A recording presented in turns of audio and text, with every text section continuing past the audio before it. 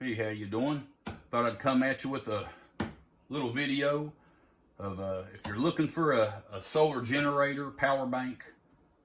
Before you do, there's one thing you really need to look at, and that is your solar voltage coming into your power bank. Because a lot of people, they run out, they find a good deal, they buy a power bank, then they go out and they buy 5, 6, 7 different solar panels, you know, thinking, man, I'm going to get the power coming in and shove it in here and it'll charge quick. Then they come to find out, because of your voltage, you only can use 3 of them 7 panels you bought. So I'm just trying to save you some money and some trouble.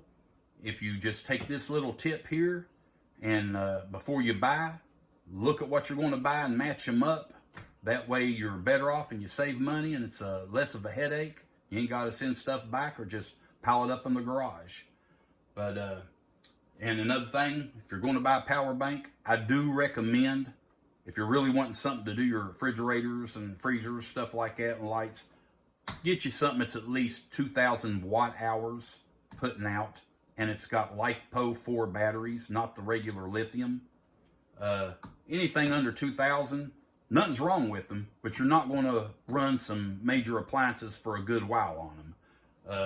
If you're going to go small, I guess I would recommend the Referral E600 LFP. It's a good one. It's got good power, 1,200 watts max, but it's really good. It's got 600 watt hours. But let's get back to this. And on each generator, each one has a voltage, and it tells you right here where your input is for your solar panels. If you look, it'll tell you what the voltage is, and it'll tell you don't go over that or you might frat. So just for instance, the solar panels I use on this and this one here on the Alcatel is a new power, 210 watts right there, if you can see it. And if you look at the VOC, that right there is 19.83 volts. That's per panel. So if you take that, and I've done that right here, I've just got the Alcatel there, but the 1983 times 2, because that's one panel, 1983 volts VOC coming out of each panel. You times that by 2, which makes 2 panels, you come up to 39.66 volts. Well, just like on this Alcatel, it can only take in at the max 48 volts. That's the top. Low is 12 volts just to get it to kick on and accept a solar panel. The top is 48 volt. And honestly, on like this Alcatel, that is really low. It really is. But the better voltage, the higher voltage you got on input on any generator, the better off you are, because that means it can accept more panels, more voltage.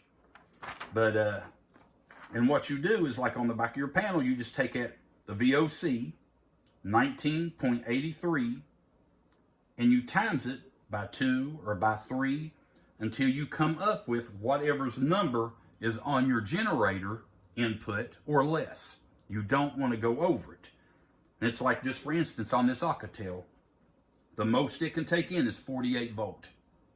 Well, with 2 panels, I come up with 39.66 volts, which I'm fine right there.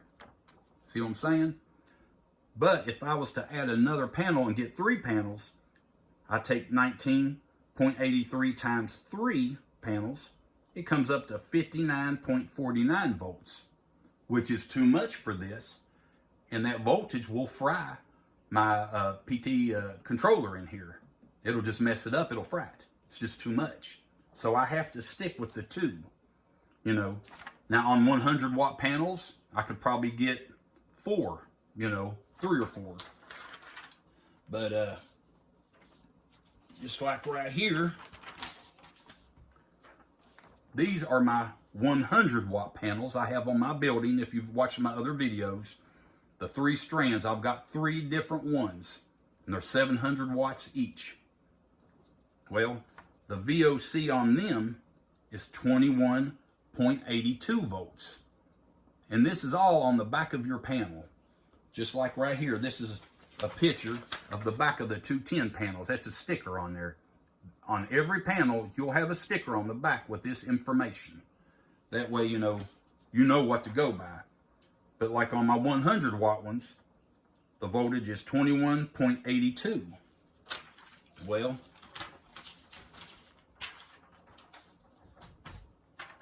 on my Enor here, it can take up to 120 volts, if you see right here. That's the max. I can't go over that. So my panels out here, the 100 watts on my building, I've already got them set up at 700 watts. That's too much. It could take 6, but I have to crop on my building every time and unhook it, hook it back for my Blue Eddies, you know. So I have to use my side solar panels, the 210 ones. But what I'm trying to say, if I was to use my 100 watt panels on my building, I would have to take the 21.82 volt, times it by 5, I come up with 109.1 volts. So I'm under the 120, I'm good. But if I was to take 6 panels at 21.82 times 6, it comes up to 130.92. I'm over that 120, I'll frat. So I hope you understand what I'm trying to say. When you're buying a solar generator, look at your voltage input on the solar, your VOC. And that'll tell you, the higher the number, the better off you are.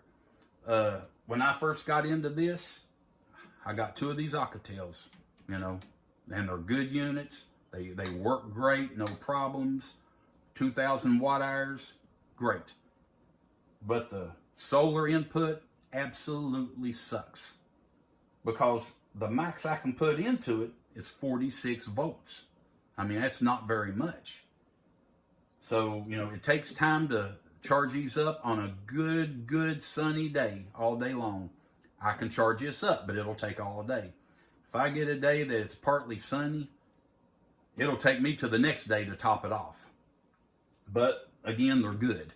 But what I usually do is I'll plug one of these up by AC to a Blue Eddy and just suck the juice out of it and charge this up, because my Blue Eddies, they're 150 volt going in. This is the Enor. I'm just, you know, example. My Blue Eddy takes in 150 volt. Them things, they charge up fast, 700 watts. So I just suck the juice out of them, and then I'll charge them back up.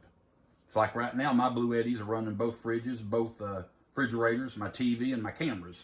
I do that every day, you know, providing the sun's out. Thank goodness it's summertime again. But yeah, you just need to look at whatever brand you're going to get. The Enor here, it's a good one. I like it. Pecron makes a good one. I mean, there's plenty of them out there. EcoFlow, Blue Eddy, you know, whatever you're wanting. Dino's a good one. And believe it or not, they don't bust you up. But you just need to look. They're all built about the same anymore. They give you a few perks on some, and that's what you're paying for. Just like a phone charger up here on the top. You know, I don't ever use them. To me, you know, if it's going to save me money, I don't need a phone charger. You know, stuff like that. But just check out your voltage input on your solar before you buy. All the info, like if you go to Amazon or Enor or Alcatel's website, it's all on there. And see what's the highest voltage you can put in on solar. And then you look at whatever brand. I like New Power solar panels. They're great. I've never had a problem with them, and they're very efficient, but I stick with them. Every panel I've got is New Power. But you look at the VOC on the back of them, and you just times it. Again, you just take that VOC and times it, you know, per panel. If there's 2 panels, 21.82 volt times 2, or times 3, you know, panels, whatever you're going to get, until you come up with that number that's highest on your input on your solar generator. So that's what you need to do. It'll save you money. It'll save you hassle. And this way you're going to be satisfied with your input. most of your generators are putting out around 60 now, some 70. But, you know, ever since I've learned this, I look for a higher input.